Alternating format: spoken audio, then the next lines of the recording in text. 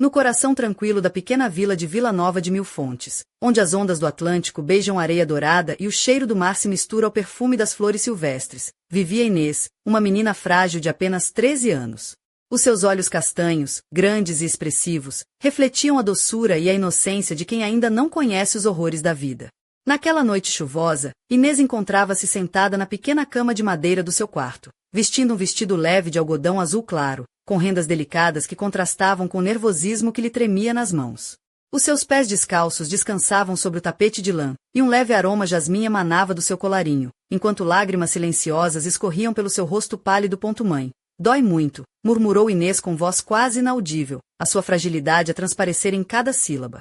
Do outro lado da casa, na cozinha cubista onde o aroma do caldo verde e das pataniscas de bacalhau se misturava, Maria estava a preparar o jantar. Quando ouviu o sussurro doloroso da filha, largou a colher de pau e subiu as escadas a correr, os chinelos de couro a baterem no soalho antigo.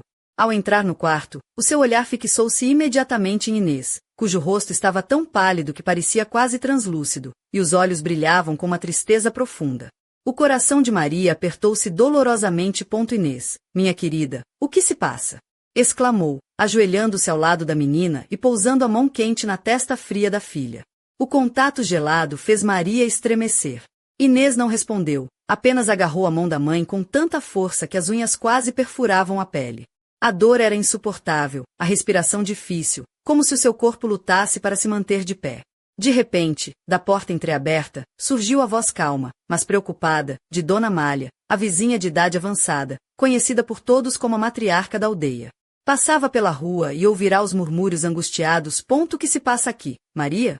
Perguntou, entrando devagar, os seus olhos azuis cintilando com uma mistura de medo e determinação ao ver Inês a tremer, com os lábios azulados. Maria explicou, com a voz embargada e os olhos brilhantes de lágrimas. Ela tem se queixado de dores abdominais desde manhã. Pensei que fosse apenas uma indisposição, talvez uma intoxicação alimentar, mas agora... Deus, ela não aguenta mais. Dona Amália não hesitou. Não podemos perder tempo. É preciso levá-la ao hospital imediatamente. Maria tentou levantar a filha, mas assim que os pés de Inês tocaram o chão, o corpo da menina estremeceu e ela desmaiou, caindo inerte nos braços da mãe. Inês, acorda, por favor! Gritou Maria, o desespero a transbordar. Dona Amália saiu apressada para a rua, onde encontrou Tiago, um jovem conhecido da aldeia, de sorriso fácil e boa reputação, que trabalhava na mercearia local. Tiago, preciso da tua ajuda. Traz o carro, é urgente. A Inês está muito mal, pediu Dona Amália, com a voz firme mas preocupada. Tiago não hesitou e correu até casa para buscar as chaves do velho Renault que conduzia com cuidado pelas ruas estreitas. Em poucos minutos, já estavam a caminho do Hospital Distrital de Beja, a cerca de 40 minutos dali. Maria apertava a filha contra o peito, as lágrimas escorrendo silenciosas, enquanto tentava sussurrar palavras de conforto. Não tenhas medo, filha, a mãe está aqui, tudo vai ficar bem. Mas Inês permanecia imóvel, com a respiração frágil e irregular. Ao chegarem ao hospital, Maria abriu a porta apressada e gritou, socorro! A minha filha está a morrer. Várias enfermeiras em bata branca apareceram rapidamente, lideradas pela doutora Leonor, uma médica de meia-idade com cabelos encaracolados e olhos verdes penetrantes, conhecida pela sua competência e empatia. Para a maca, para a urgência, ordenou com voz firme. Inês foi cuidadosamente colocada na maca, enquanto os monitores eram ligados com pressa. Maria agarrou a mão da médica, incapaz de controlar o choro, até que a exaustão a venceu e desmaiou. Dona Amália sentou-se ao lado de Maria, pousando a mão no seu ombro. Ela é forte, vai conseguir, minha querida. No interior da sala de urgência, a equipa médica corria contra o tempo. O monitor pulsava, indicando o ritmo irregular do coração de Inês. Gotas de suor escorriam pela testa da menina. Façam análises de sangue imediatamente, ordenou a doutora Leonor. O enfermeiro Miguel apanhou rapidamente a amostra enquanto a médica examinava o abdômen da menina, sentindo uma tensão anormal. A sensibilidade aqui, comentou, apontando para o lado inferior direito do abdômen. Inês gritou de dor, os olhos cheios de lágrimas. Doutora, por favor, ajude-me, sussurrou. A médica segurou-lhe a mão, com ternura. Diz-me, querida, onde dói mais? Inês não respondeu, os lábios cerrados, o corpo a tremer. Momentos depois, Miguel trouxe os resultados do sangue, pálido. Doutora Leonor, os valores estão alterados. Muito. A médica franziu o sobrolho. Preparem o aparelho de ecografia. Precisamos de ver o que se passa no corredor. Maria despertou e agarrou a mão de Dona Amália com força. O som da chuva batendo na janela parecia acompanhar a tensão dentro do hospital. A ecografia começou, o ecrã a mostrar imagens em preto e branco. Um silêncio pesado caiu sobre a sala. Os olhos de Miguel arregalaram-se em choque, enquanto Dona Amália tapava a boca, horrorizada. Doutora. Leonor tentou manter a calma, mas o seu coração disparava. O exame não deixava dúvidas. Inês estava grávida. Aquelas palavras ecoaram como um trovão. Uma criança de 13 anos, com uma vida inteira ainda por descobrir, carregava uma vida dentro de si.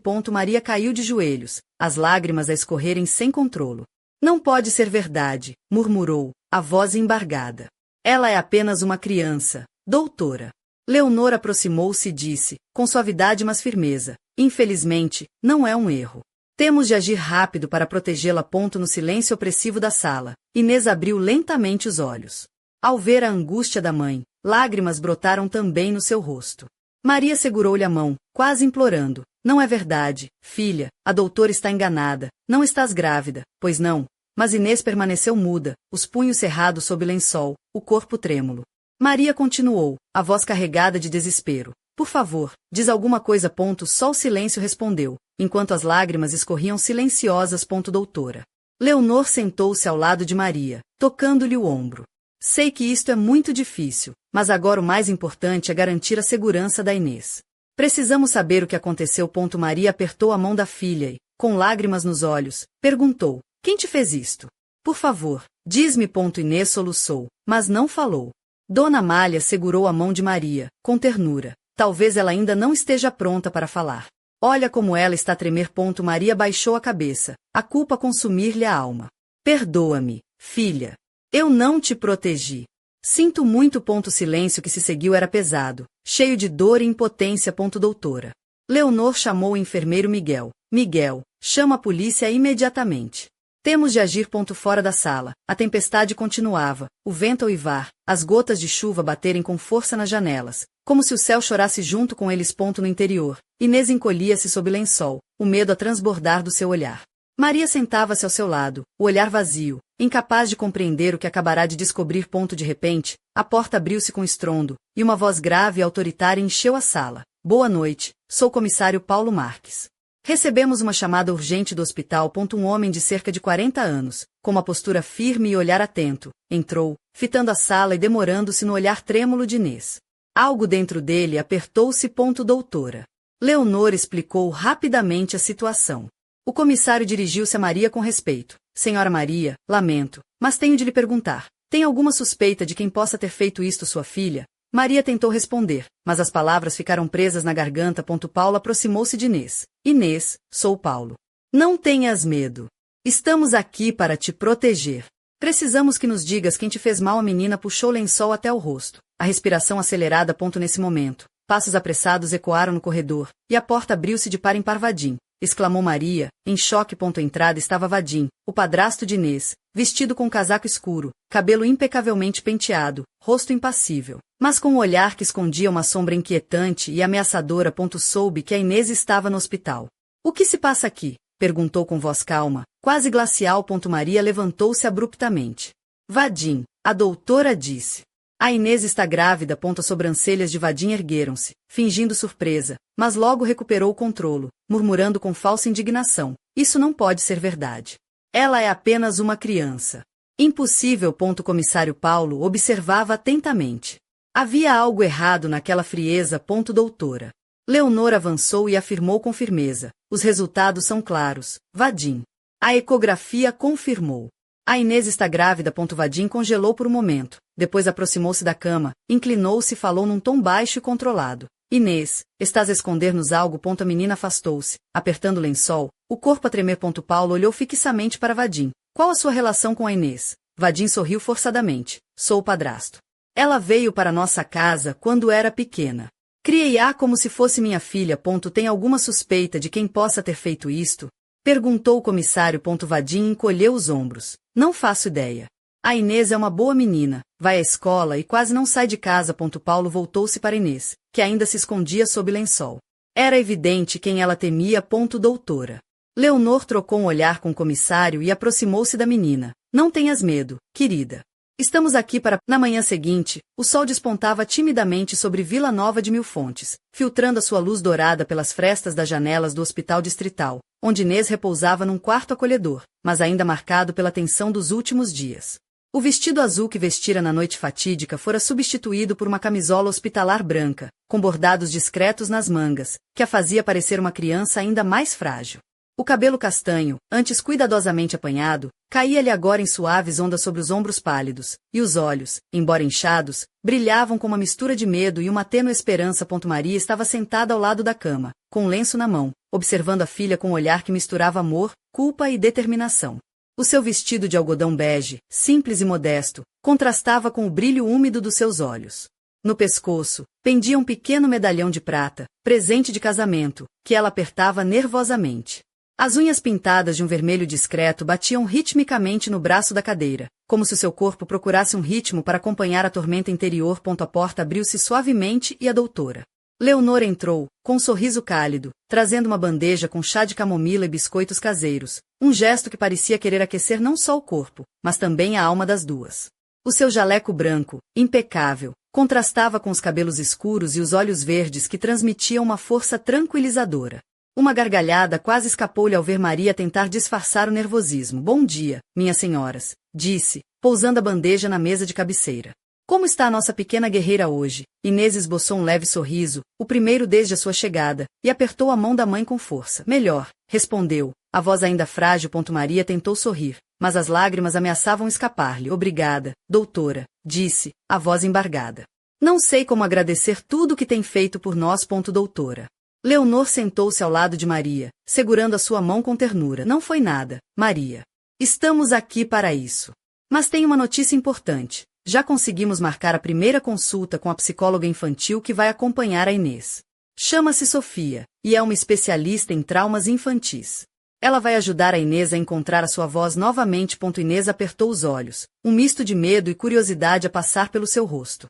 Maria apertou-lhe a mão, encorajando-a. Vais ver, filha, vais conseguir. Nesse momento, o telefone do quarto tocou, fazendo as duas mulheres saltarem ligeiramente. Maria levantou-se para atender, o vestido a mover-se suavemente. Alô? Disse, com a voz trêmula. Do outro lado da linha, a voz do comissário Paulo Marques soava firme mas gentil. Maria, temos novidades importantes sobre o caso do Vadim.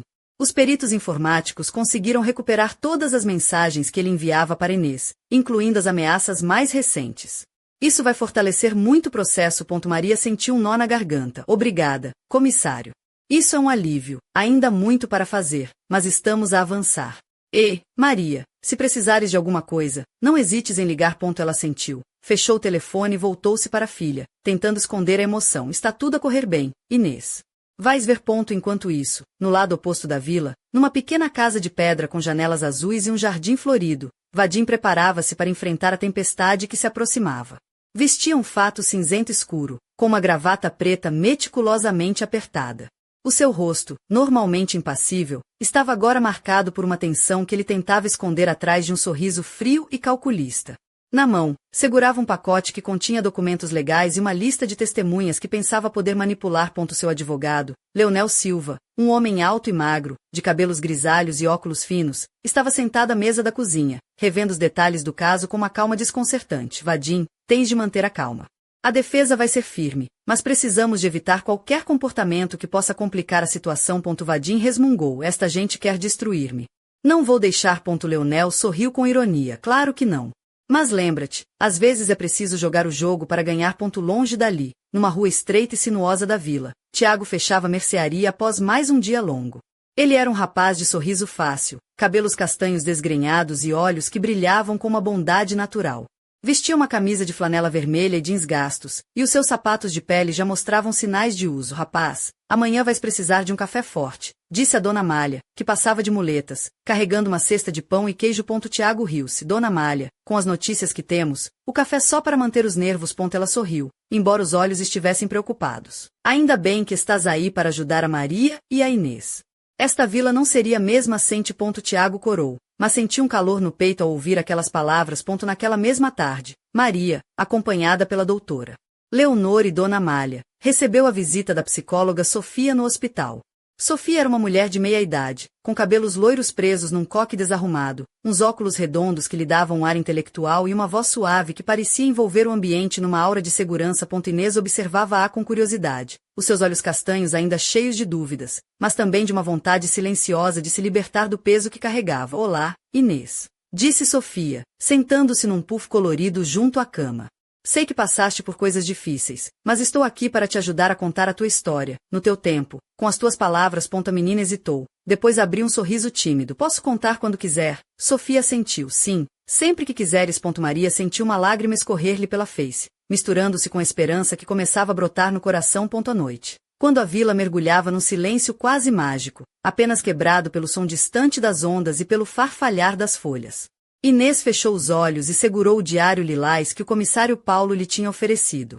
A capa era adornada com flores delicadas, e as páginas estavam vazias, prontas para acolher os segredos que ela guardava. Com uma mão trêmula, pegou na caneta e escreveu a primeira frase da sua nova vida. Hoje comecei a lutar pela minha liberdade. Mas, no silêncio da escuridão, uma sombra espreitava pela janela entreaberta do quarto. Um vulto que observava, esperando o momento certo para agir. E assim, enquanto Inês começava a encontrar a sua voz, uma pergunta pairava no ar. Estaria verdadeiramente segura em Vila Nova de Mil Fontes? Ou haveria segredos mais profundos, escondidos nas sombras da vila, que ainda ameaçavam a sua paz? A luta apenas começava, e o próximo capítulo prometia revelar mistérios que fariam até o mar mais calmo se revoltar. Os primeiros raios de sol filtravam-se pelas cortinas de linho branco do quarto onde Inês repousava, trazendo um pouco de calor ao ambiente ainda impregnado pela tensão dos últimos dias. A menina despertou lentamente, sentindo o peso do silêncio e do vazio que pairava no ar. O vestido branco de algodão que vestia, agora lavado e passado, parecia demasiado simples para abraçar toda a complexidade do seu mundo interior. O seu cabelo castanho, solto e ligeiramente ondulado, caía-lhe sobre os ombros, e os olhos castanhos, ainda marejados, fitavam o teto, como se procurassem respostas invisíveis. Maria estava sentada numa cadeira ao lado da cama, os braços cruzados sobre o peito, a pele pálida e os olhos cansados. O vestido azul marinho que usava, com um corte clássico e discreto, parecia esconder mais do que revelar. Um colar de pérolas simples adornava-lhe o pescoço, um presente antigo da sua mãe, que agora parecia carregar um peso simbólico, como se fosse um fio que ligasse a uma força maior para enfrentar o que estava por vir. Bom dia, Maria. Inês. A voz suave da doutora Leonor entrou na sala, acompanhada pelo som ritmado dos seus passos nos azulejos frios. O jaleco branco quase brilhava sob a luz do sol que entrava pela janela. Como estão hoje? Maria tentou sorrir, mas os seus lábios trêmulos traíam a ansiedade. Um dia de cada vez, doutora. É assim que temos de viver agora. Doutora. Leonor assentiu, pousando uma pasta sobre a mesa ao lado da cama. Tenho novidades do processo judicial. O advogado de Vadim apresentou uma estratégia para contestar as provas, mas a equipa da polícia está preparada e já reuniu testemunhas dispostas a falar. Inês mexeu-se na cama, os olhos a perderem-se no vazio por um instante. Achas que ele vai ser condenado? Perguntou com voz hesitante. Maria apertou-lhe a mão com força. Vamos fazer tudo para que isso aconteça. Minha filha. Naquela manhã, o comissário Paulo Marques visitava o hospital. O seu rosto, marcado pelo peso da responsabilidade, suavizava-se quando via a determinação nos olhos de Maria e Inês. A sua presença era um farol de esperança, mas no seu íntimo sabia que a batalha ainda estava longe do fim. Enquanto isso, na pequena vila, a vida continuava a seu ritmo, mas as sombras do passado lançavam um véu de inquietação. Tiago, o rapaz da mercearia, caminhava pelas ruas de paralelepípedos, carregando uma caixa com mantimentos para a casa de Dona Amália. O seu sorriso tímido escondia a preocupação que sentia por Inês e Maria. Vestia uma camisa branca de mangas arregaçadas e calças castanhas gastas, e os seus sapatos de couro refletiam a luz do sol da manhã. Tiago, és um herói para esta vila, disse Dona Amália, ajeitando o lenço na cabeça. Sem ti, a Maria e a Inês estariam perdidas. Tiago corou, mas sentiu uma força crescer dentro dele. Sabia que, num mundo cheio de sombras, pequenos gestos de luz faziam toda a diferença. Naquela tarde, Maria recebeu uma visita inesperada.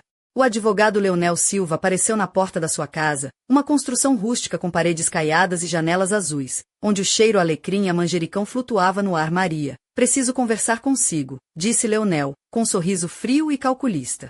Há detalhes no processo que precisam ser esclarecidos. Maria fechou a porta com firmeza. Não quero nada de si. Apenas quero proteger a minha filha. Leonel recuou, mas a sua expressão indicava que ainda não tinha desistido. Enquanto isso, Inês preparava-se para sua primeira sessão com Sofia, a psicóloga. O quarto estava decorado com cores suaves e brinquedos espalhados, um contraste com a seriedade do que se discutia. Sofia sentou-se numa cadeira baixa, com um caderno nas mãos e um sorriso acolhedor. Inês, podes contar-me tudo o que quiseres. Estou aqui para ouvir. A menina hesitou, depois começou a falar, palavra por palavra, como se libertasse uma carga que pesava demasiado no seu peito. O seu olhar, embora ainda marcado pelo medo, brilhava com uma chama de coragem. No entanto, fora do alcance da segurança hospitalar, uma figura observava de longe. A sombra parecia fundir-se com a escuridão dos becos estreitos, os olhos brilhando com uma intensidade ameaçadora. Vadim não desistira. Enquanto aguardava o desenrolar do julgamento, tramava silenciosamente os seus próximos passos, determinada a recuperar o controle e a silenciar para sempre a voz que o ameaçava. Na noite seguinte, uma brisa fresca soprava pelas ruas de Vila Nova de Mil Fontes, trazendo consigo um presságio inquietante. No quarto de Inês, a janela entreaberta deixava entrar o murmúrio distante do mar e o sussurrar das folhas das oliveiras. Inês deitou-se, o diário lilás repousando ao seu lado. As palavras que escrevera naquela tarde eram um refúgio e uma promessa. Mas, mesmo rodeada pelo amor da mãe e pela proteção das autoridades, o medo era um visitante persistente. Quando a luz se apagou, um som suave de passos aproximou-se da porta do quarto. A menina encolheu-se sob as cobertas, o coração a bater acelerado. Inês, acorda, sussurrou uma voz familiar, mas que fazia o sangue gelar nas veias. No instante seguinte, a porta abriu-se lentamente, revelando uma silhueta na penumbra. Um frio intenso invadiu o quarto, e a menina apertou os olhos, tentando afastar o pesadelo. Mas, quando a figura avançou, uma luz forte iluminou a sala. Era Paulo Marques, acompanhado por 2 agentes da PSP. Aqui não entras, Vadim, disse o comissário, a voz firme como um trovão. Vadim hesitou, o olhar a perder-se na determinação dos homens que o enfrentavam.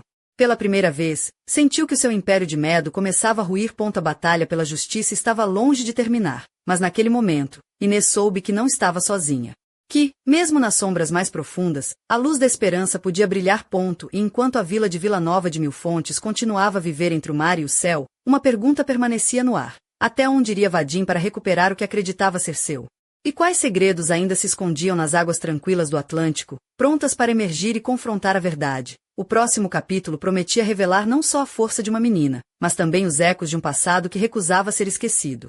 A manhã em Vila Nova de Mil Fontes despertava envolta numa névoa suave, que fazia as ruas estreitas parecerem ainda mais silenciosas e misteriosas. O sol tímido começava a tingir de dourado as fachadas caiadas das casas, enquanto o aroma do mar e da maresia se misturava com o cheiro doce das flores de laranjeira que cresciam nos jardins escondidos. No hospital, o ambiente era tenso, mas carregado de uma esperança silenciosa. Inês estava sentada na cama, vestindo uma camisola de lã bege que lhe chegava aos joelhos, e umas meias de algodão brancas que realçavam a delicadeza dos seus pés pequenos. O seu cabelo castanho solto ondulava-lhe pelos ombros, e os olhos castanhos, ainda marcados pelas lágrimas, refletiam uma determinação nova, quase inesperada para quem tinha apenas 13 anos. Ao seu lado, no travesseiro, repousava o diário lilás, com as páginas ainda por preencher, à espera das palavras que a menina começava a encontrar dentro de si. Maria entrava no quarto com passos silenciosos, vestindo uma blusa clara e calças de tecido leve, os seus olhos cansados fixos na filha com um misto de amor e preocupação. O colar de prata que trazia ao pescoço reluzia sob a luz suave da manhã, como um talismã contra as sombras que ainda ameaçavam a sua vida. Bom dia, querida, disse Maria, sentando-se ao lado da cama e apertando a mão de Inês com ternura. Como te sentes hoje? Inês sorriu, um sorriso tímido mas verdadeiro. Um pouco melhor, mãe. A Sofia disse que vai ajudar-me a falar sobre tudo. Maria acenou, sentindo o coração apertar. A psicóloga, com a sua presença calma e acolhedora, tinha sido uma luz na escuridão para a filha. Nesse instante, a porta abriu-se e entrou o comissário Paulo Marques, acompanhado por Dona Amália e Tiago. Paulo trazia consigo uma pasta recheada de documentos, o rosto sério mas com um brilho de confiança. Dona Amália, com seu lenço colorido na cabeça e o sorriso maternal, e Tiago, com a camisa de flanela arregaçada e os sapatos de couro já gastos, representavam a força da comunidade que se juntava em torno de Inês e Maria. Traziam-vos boas notícias, anunciou Paulo, pousando a pasta sobre a mesa. As provas recuperadas dos telemóveis e computadores são irrefutáveis. O tribunal aceitou a acusação formal contra Vadim, e o julgamento vai avançar rapidamente. Maria sentiu as lágrimas a brotarem-lhe dos olhos, mas segurou-se com dignidade. Inês olhou para Paulo, o seu olhar cheio de esperança. Ele vai ser condenado? Perguntou, a voz trêmula mas cheia de fé. Paulo assentiu com firmeza. Vamos fazer tudo para isso. A justiça está do vosso lado. Naquela mesma tarde, Vadim encontrava-se na prisão provisória, a puxar o casaco escuro para se proteger do frio que se entranhava nas paredes úmidas da cela. O seu rosto continha um sorriso falso, mas os olhos traíam a inquietação. Sabia que o tempo estava a esgotar-se e que a sua teia de mentiras começava a desfazer-se. Ao mesmo tempo, na casa de Maria, a psicóloga Sofia preparava a próxima sessão com Inês.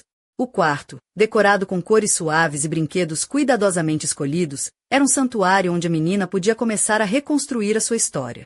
Sofia, com seu olhar empático e voz doce, sentia o peso da responsabilidade, mas também a força da coragem que via em Inês. Hoje, Inês, começou Sofia, sentando-se confortavelmente. Vamos tentar desenhar o que sentes. Podes usar estas cores para pintar o que está dentro do teu coração. A menina pegou num lápis cor-de-rosa, hesitou, e depois começou a traçar linhas suaves, que pouco a pouco se transformavam numa imagem cheia de vida e esperança. Enquanto isso, Tiago caminhava pela vila, sentindo bater do seu coração acelerado, não apenas pelo esforço físico, mas pelas notícias que tinham chegado. Vestia uma camisa azul clara e calças de ganga, e os seus olhos brilhavam com uma determinação renovada. Sabes, Tiago, disse Dona Amália, que o acompanhava com dificuldade, apoiada numa bengala, esta vila precisa de mais pessoas como tu. A tua bondade é o que a mantém viva. Ele sorriu, sentindo o calor daquelas palavras como um cobertor contra o frio da injustiça. Naquela noite, Inês voltou a deitar-se com o diário lilás ao lado.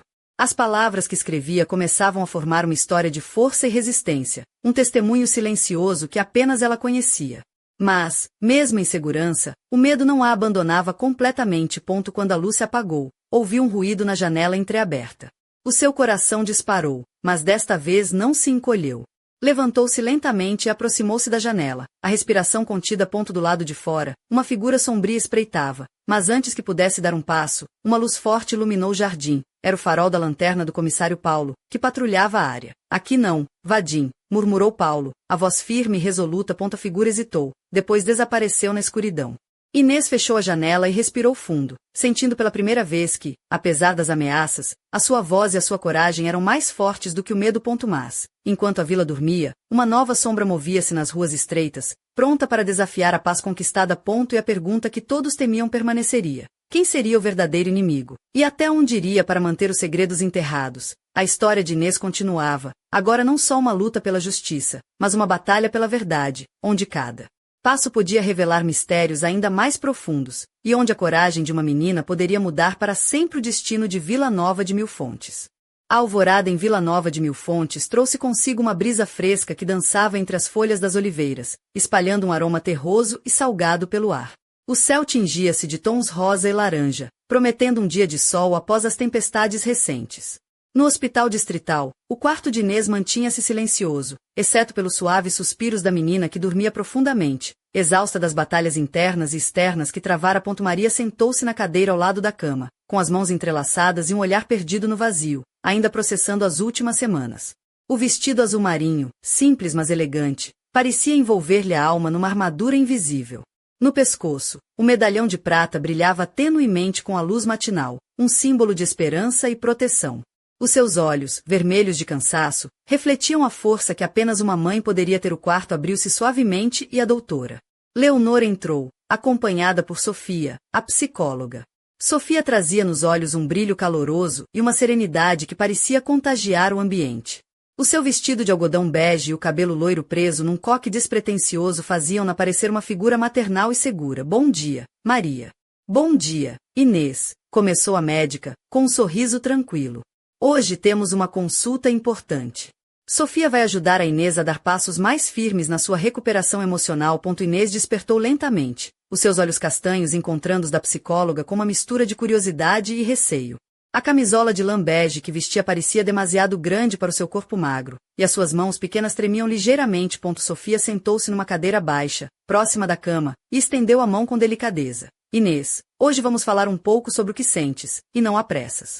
Estou aqui para ouvir-te, sempre no teu tempo. A menina hesitou, depois segurou a mão de Sofia com força, como se encontrasse nela um porto seguro. Enquanto isso, na vila, o dia começava a ganhar vida.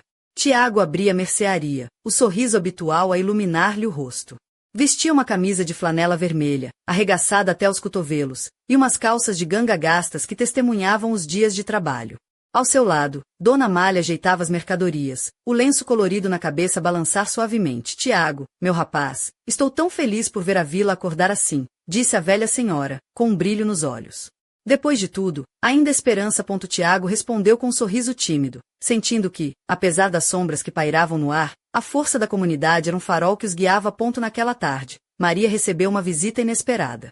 Leonel Silva, o advogado de Vadim, apareceu à porta da sua casa. As paredes caiadas e o jardim florido não conseguiam disfarçar o ar carregado de tensão. Maria, precisamos conversar, disse Leonel, com um sorriso calculista. Há informações que podem mudar o rumo do processo. Maria fechou a porta com firmeza, recusando-se a ser envolvida em jogos de manipulação. No hospital, a sessão de terapia decorreu entre silêncios carregados e pequenas palavras cuidadosamente escolhidas. Inês começou a desenhar, usando cores vivas para pintar um mundo onde a dor dava lugar à esperança. Quando a noite caiu, e o mundo parecia mergulhar num silêncio quase sagrado, Inês voltou ao seu diário lilás, escrevendo com uma mão trêmula mas decidida. As palavras eram a sua arma contra o medo, a promessa de um futuro reconstruído. Mas nas sombras da vila, uma presença inquietante fazia-se sentir. A figura que se escondia nas esquinas observava, aguardando o momento certo para agir. Naquela mesma noite, enquanto o mar murmurava segredos antigos, uma luz intensa iluminou o jardim da casa de Maria. O comissário Paulo Marques, acompanhado por agentes da PSP, patrulhava atento, pronto para proteger quem mais precisava. Aqui não passas, Vadim, afirmou Paulo, a voz firme como rochedo que resistia às ondas. A figura hesitou, recuou e desapareceu na escuridão, deixando para trás uma promessa silenciosa de que a batalha ainda não estava terminada. Mas dentro do quarto, Inês adormeceu finalmente tranquila, com a certeza de que, apesar dos perigos, não estava sozinha. E assim, enquanto Vila Nova de Mil Fontes dormia sob o manto estrelado, a história de coragem, justiça e amor continuava a escrever-se, prometendo revelar nos próximos capítulos segredos profundos e desafios que testariam a força de todos. Porque, no fim, a verdadeira luz nasce das trevas mais densas, e a esperança é o farol que nunca se apaga.